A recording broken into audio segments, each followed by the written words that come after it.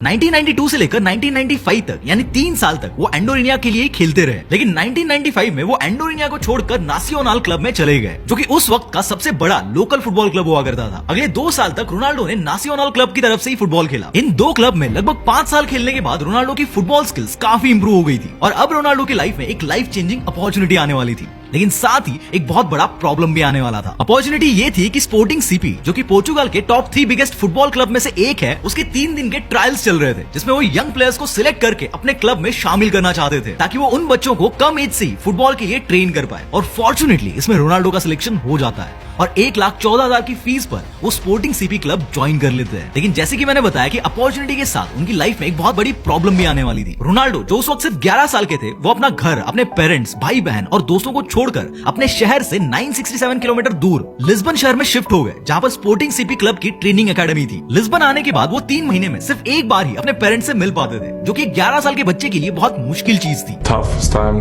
in my life. It was when I left my family with 11.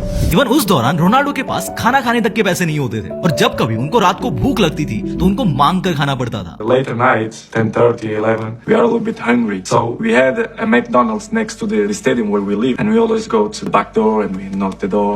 Hey, any burgers left? और हाँ, इनकी ये problems यहीं पर खत्म नहीं होती। इनफैक्ट ये तो बस शुरुआत ही है। अपने फुटबॉल ट्रेनिंग के दौरान वो लिस्बन के एक स्कूल में पढ़ाई भी कर रहे थे, लेकिन रोनाल्डो का जो पोर्चुगीज बोलने का एक्सेंट था वो लिस्बन के लोकल बच्चों से काफी अलग था, इसलिए उनके क्लासमेट्स उनका मजाक उड़ाते थे और इवन उनको बुली भी करते थे। एक बार तो स्कूल में उनको इतना परेशान किया गया था कि रोनाल्डो को संभालने के लिए उनके होम टाउन मदेरा से उनकी मॉम को स्कूल में बुलाया गया था। इस सब के चलते रोनाल्डो वहाँ पर काफी अकेले पड़ गए थे और इवन कई बार वो अकेले में बैठकर रोते भी थे। वो अंदर से इतना टूट चुके थे कि उन्होंने अपने फुटबॉल करियर को छोड़कर वापस मदेरा जाने तक का प्लान बना लिया था, लेकिन उन्होंने ऐसा नहीं किया। उस वक्त रोनाल्डो 14 साल के थे और उनके अंदर एक गट फीलिंग थी कि आराम से वो सेमी प्रोफेशनली खेल सकते हैं। इसीलिए उन्होंने अपनी मॉम और अपने कोच के साथ डिस्कस करके एक डिसीजन लिया। फुटबॉल छोड़ने की जगह रोनाल्डो ने अपनी पढ़ाई को ही छोड़ दिया, यानी सांप भी मर गया और लाठी भी नहीं टूटी। अब उनकी लाइफ की एक प्रॉब्लम तो सॉल्व हो गई, लेकिन उसके अगले ही साल उनकी लाइफ में एक उससे भी बड़ी प्रॉब्लम आकर खड़ी हो जाती है। रोनाल्डो को पता चलता है कि उनको टैकीकार्डिया है। टैकीकार्डिया एक बहुत ही सीरियस कंडीशन होती है, जिसमें पेशेंट का हार्ट नॉर्मल से ज्यादा बीट करने लगता है। फॉर एग्जाम्पल, जब एक नॉर्मल आदमी रेस्ट कर रहा होता है तो उसका हार्ट 1 मिनट में 60 से 100 बार बीट करता है, लेकिन टैकीकार्डिया पेशेंट्स में ये नंबर 100 से ऊपर ही रहता है। 15 साल की उम्र में टैकीकार्डिया को ट्रीट करने के लिए रोनाल्डो को एक हार्ट सर्जरी करवानी पड़ी थी, लेकिन इतने चैलेंजेस के बाद भी रोनाल्डो ने गिव अप नहीं किया और डेडिकेटेडली अपने गेम पर फोकस करते रहे और इसी डेडिकेशन का रिजल्ट उनको अब मिलने वाला था। अभी तक क्रिस्टियानो स्पोर्टिंग सीपी की यूथ टीम की तरफ से खेल रहे थे, लेकिन 2002 में उनको यूथ टीम से डायरेक्ट सीनियर टीम में प्रमोट कर दिया जाता है और उसी साल वो स्पोर्टिंग सीपी की बी टीम से स्पोर्टिंग सीपी की मेन टीम में आ जाते हैं। यही वो साल था जहां से रोनाल्डो का सीनियर फुटबॉल करियर शुरू होता है। यही से दुनिया को पता चलना शुरू होता है कि फुटबॉल वर्ल्ड में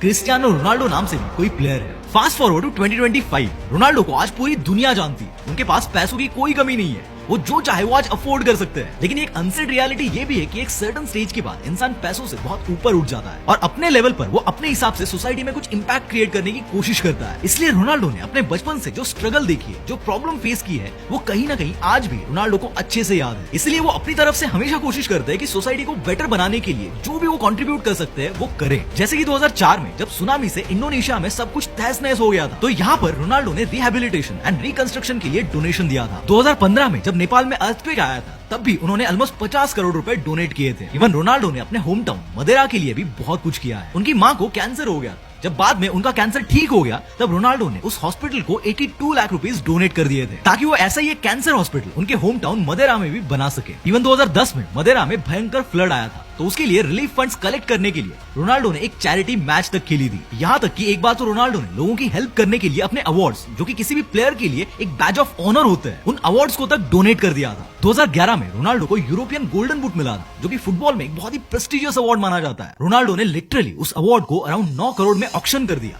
और सारा पैसा डोनेट कर दिया था। ऐसे ही 2017 में उन्होंने अपने एक बैलन डोर को भी ऑक्शन कर दिया था और इस ऑक्शन से जो अराउंड 4.5 करोड़ रुपए आए थे उन्हें भी डोनेट कर दिया था। इतना ही नहीं, 2014 की बात है जब एक 10 महीने के बच्चे की फैमिली रोनाल्डो से रिक्वेस्ट करती है कि रोनाल्डो उनके ऑटोग्राफ वाली जर्सी और उनके बूट्स उनको दे दे, ताकि वो उसको ऑक्शन करा के उससे जो भी पैसा आएगा उससे उनके बेटे का इलाज कर पाए। लेकिन जब रोनाल्डो को ये बात पता चलती है तो वो खुद हॉस्पिटल जाते हैं और उस बच्चे के इलाज में खर्च होने वाले अराउंड 68 लाख रुपए वो अपनी जेब से पे करते हैं। इवन कोविड के दौरान भी रोनाल्डो ने पोर्चुगल के हॉस्पिटल्स को अराउंड 9.5 करोड़ रुपए डोनेट किए थे और यहाँ तक कि उन्होंने उस दौरान यूवेंटस क्लब से मिलने वाली अपनी एनुअल सैलरी में से 36 करोड़ रुपए सैलरी कम ली थी। और ये तो मैंने बस कुछ ही स्टोरीज बताई है। आपको